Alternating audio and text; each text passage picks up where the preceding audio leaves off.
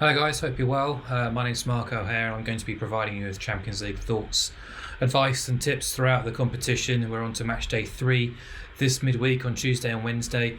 So I'm going to start with the big game in Milan on Tuesday night as Inter Milan host Barcelona. I'm going to back Barcelona to win at -115 with B win. I think this is a really good time to be playing Inter Milan.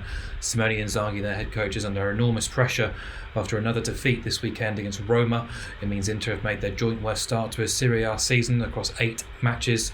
4 of those have been defeats, despite Inzaghi suggesting that was their best performance of the season against Roma. It's not a picture I completely agree with, in all honesty.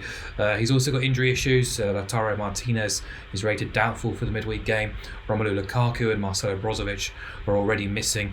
And defensively, they've not looked very good at all this season. They've conceded at least 2 goals in half of their 10 outings across Serie A and the Champions League, and they were ruthlessly dominated by Barcelona here at San Siro on match day 1. They lost that game 2-0. They conceded 21 shots, lost the shots on target count 11-2, and gave up 15 attempts from inside their own penalty area. Now, Barcelona have had injury problems, particularly at right back, but I saw a team on the weekend away at Mallorca winning 1-0 in a gritty performance. They dug in, they looked pretty deep, pretty sturdy, pretty stable defensively, and up front they've got the X factor of Robert Lewandowski, as well as a glut of attacking options elsewhere. Ansu Fati started only his 2nd game of the season. Looked lively. You've also got Rafinha, Ferran Torres, and Dembele also to come in if needs be. So many options in midfield as well for Xavi to choose from.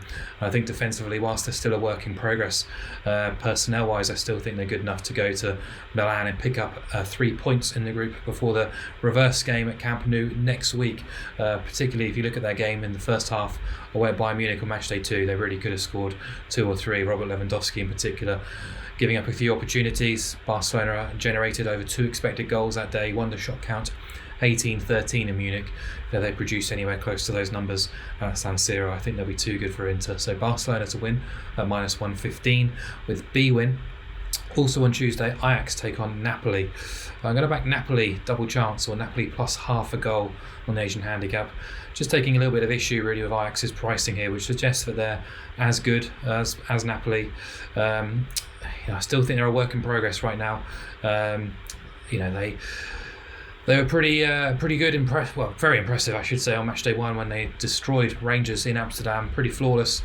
Rangers didn't put up much of a fight, but match day 2 they were anything but. The 2-1 win for Liverpool against Ajax at Anfield was much more comfortable than the scoreline suggested. Seeing Ajax around +130 suggests that they're around the same level as the Italians, and I think that's debatable. At the minutes, played off the park at Anfield, beaten by RZ Alkmaar in the Eredivisie after that, and then they were held at home by Go Ahead Eagles at the weekend, which is a dreadful result for a team of Ajax's calibre. I've no doubt they will be getting better as the season progresses, but such a mass change in playing and coaching staff throughout the summer, big exodus of players, talking about 6 or 7 first teamers departing. Quite happy to oppose the narrative at the moment that they're as good as Napoli, who are missing Victor Osimhen, it should be said, but I think they've come through with flying colours from their first 2 games against Liverpool and Rangers, leading all the stat counts in terms of expected goals generated, goals scored, most shots on target thus far. At the weekend, very comfortable, seeing off a stubborn Torino team scoring 3 goals, and domestically they're just flying at the minute, particularly away from home under Luciano Spalletti. They've lost just twice in the league under his stewardship away from home since the start of last season. No Osimhen, but you can bring in Simeone and Raspadori. Kvaratskhelia is just enhancing his reputation week on week, really, and Anguissa in midfield has been superb, not just defensively but going forward too, as a marauding box-to-box midfielder. So I think they've got enough to avoid defeat in Amsterdam. I think they will score as well, but you can get -133 with about 365 on Napoli double chance, and that appeals to me. Then we'll move on to Wednesday. Big game at Stamford Bridge. Chelsea hosting Milan. Really looking forward to this. I think this group is delicately poised. Following the first 2 match days, Chelsea were expected to win the group, but they're winless. Bottom of the pool, having scored just 1 goal against the bottom 2 seeds. Milan, top of the tree, and no anything but a defeat here will put them in a very strong position to qualify. They do have plenty of injuries, though, coming into this match. Davide Calabria was stretchered off at the weekend against Empoli. Simon Kjaer, Salamanca's also ruled out of this one. They join Mike Maignan, the goalkeeper, Theo Hernandez, their marauding fullback, and Alessandro Florenzi is being ruled out. Junior Messias and Divock Origi are both doubtful as well. So There's been a move for Chelsea on the aftermath of their weekend win away at Crystal Palace and these injuries. You can kind of understand why that move has gone the way it has. Milan have a limited squad anyhow in the Champions League due to the lack of Italian and homegrown players available to them, so they might travel to Stamford Bridge with just around 15 outfield players, which is an issue, and obviously hands the initiative to Chelsea here too. But the Graham Potter era has started with a win and a draw.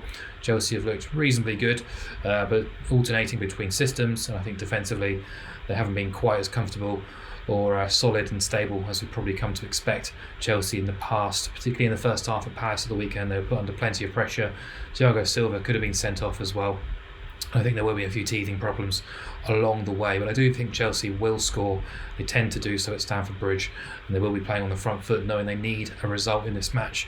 Milan defensively have kept just 2 clean sheets in their Champions League and Serie A outings thus far, and I think Chelsea more than good enough to get a goal. But also, look at Milan going forward: Rafael Leao, Olivier Giroud, Sandro Tonali, Charles de Ketelaere, and more than enough ability to cause that Chelsea team problems themselves. So I think the state of play in this group really does lend itself to a goal-heavy game.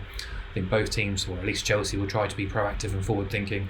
Milan might just wait for the transitions and counter-attacks with more than enough quality to do some damage there. They failed to score just once already this season. They've only failed to score twice away from home since the start of last campaign.